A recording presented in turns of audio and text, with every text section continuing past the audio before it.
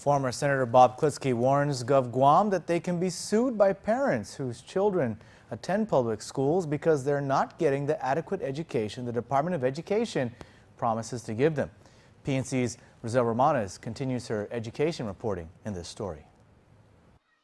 If your child goes to any public school on island and isn't getting an adequate education, you can sue GovGuam, says former Senator Bob Klitzkie. He tells PNC that it's been 10 years since the bill he authored, Every Child is Entitled to an Adequate Education Act, became law.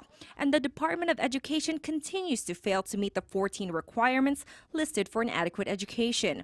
Klitzkie tells us his observation in the last 10 years. A lack of a sense of urgency. When there's no teacher in a classroom, or when a whole class doesn't have books, that should be treated like a fire in a wastebasket. Not something that we put in a report and send it out and do it every month and it just becomes a routine. A lack of a sense of urgency. Klitzkie says DOE's major problems are the lack of textbooks and certified teachers. In fact, he points out that according to the latest report, various elementary schools still do not have enough math, science, and social studies book for all of their students. It's surprising that in this day and age we can't get books to kids because pretty hard for a child to learn if he doesn't have a certified teacher and if he doesn't have the proper textbooks.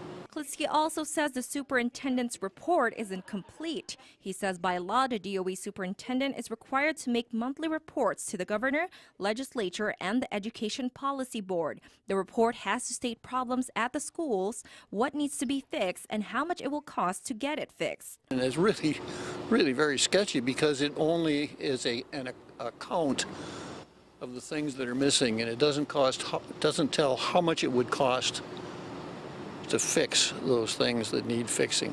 Klitzkie says the legislature is supposed to appropriate the necessary amounts of money requested by DOE to provide an adequate education.